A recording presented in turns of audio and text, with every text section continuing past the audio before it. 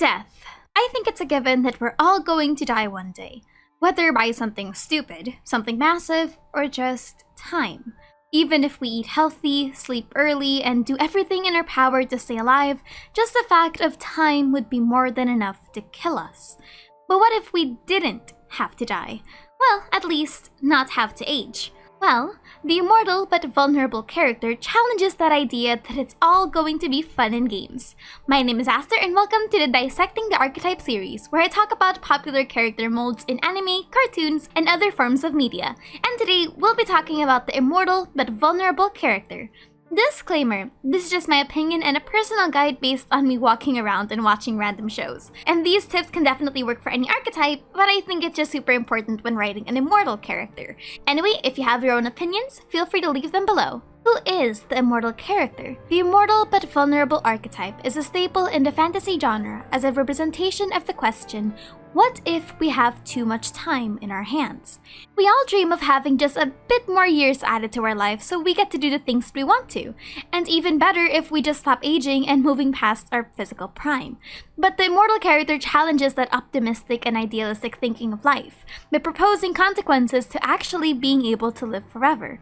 The people around you dying, historical moments happening that could be world-ending, or just genuinely being so bored that you want to die. Now, this archetype doesn't immediately mean someone who lives forever.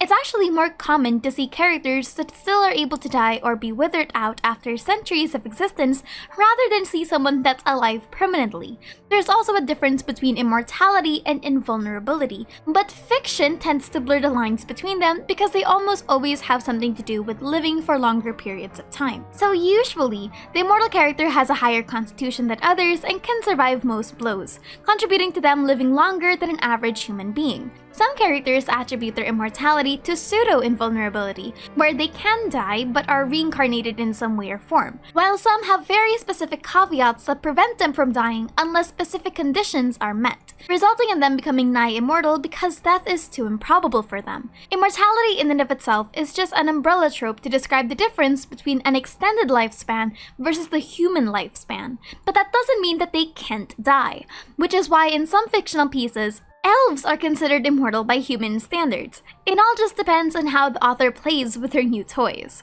Some characters are born immortal, whether by lineage or something supernatural. Godlike statuses, for example, are great catalysts for immortality, but others begin as mortals but were cursed or gifted with immortality during their lifespan. And more often than not, immortality given this way has dire consequences. Some immortals perceive their gift as a curse completely. Either it forces them to live alone for the rest of their lives, or it negatively affects those around them. Immortality in this case is just a byproduct of that new curse or ability.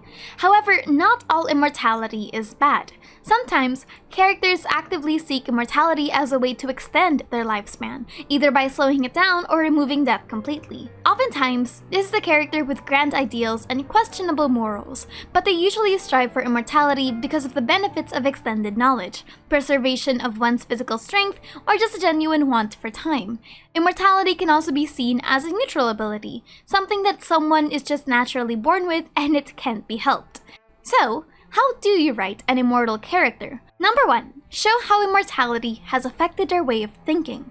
When writing an immortal character, you need to expand the full sides of how they practice that immortality and how it affected their perception of time. Think about it like this.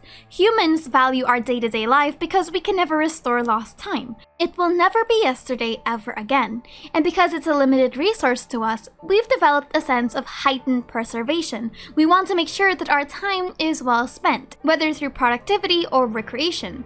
But it's possible that psychologically, immortal characters don't exercise that fear to the level that mortals do. So we can try to explore how that abundance of time affected them as a person. Did they get bored of life? Have they grown a fonder appreciation of the world? Or even, what happened when they witnessed devastating or world-changing events? Immortal characters have a more extensive record about knowledge because they've existed to witness it. It's also important to explore their coping mechanisms and how they use their immortality to help others or to retain their sense of selves.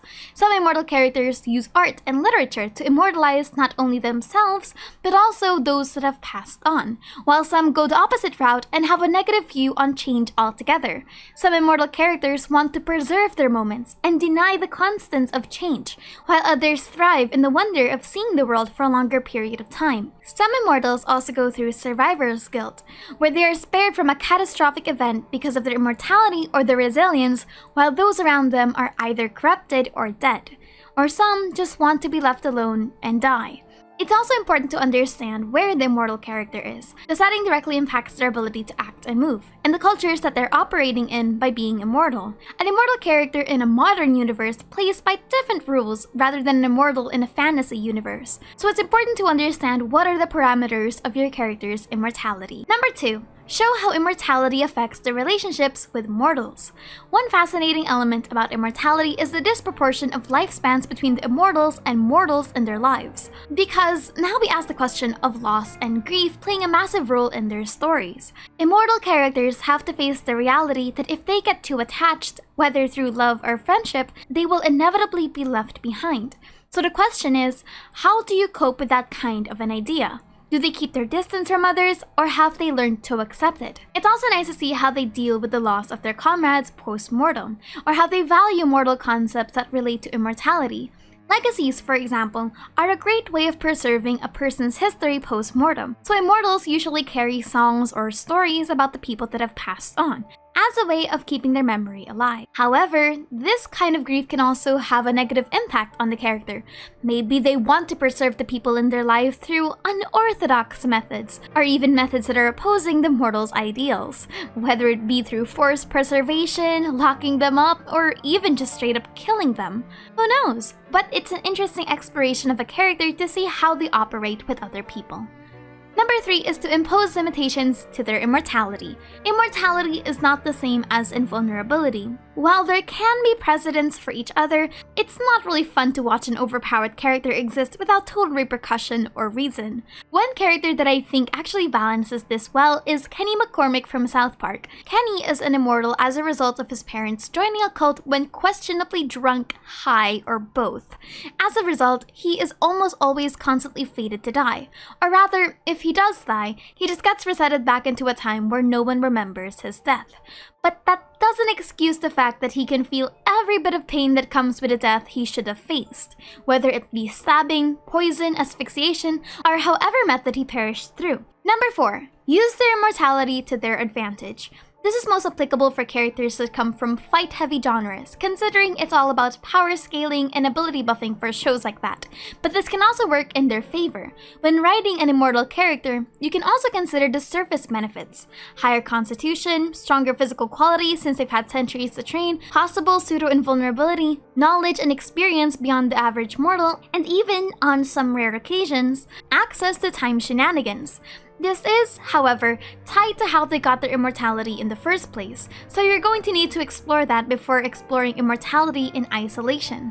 I'm also going to use this point to ask, what does their immortality mean for the power scaling of the world? Again, if you're an immortal with a world that doesn't have magic, you're basically almost seen like a god. That you are leagues upon the people of this world because they're nothing more than powerless mortals and sacks of flesh to you. So, if you want to make a mortal character, you need to respect where they are in the power scaling of your world, whether they're in the godlike status or whether they're just as normal as everyone else. And number 5 is defining an end.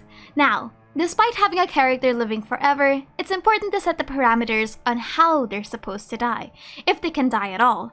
And this is also important from a character perspective. Introducing a way to die means that the character still needs to worry about meeting their end, despite having all of the time in the world to be patient.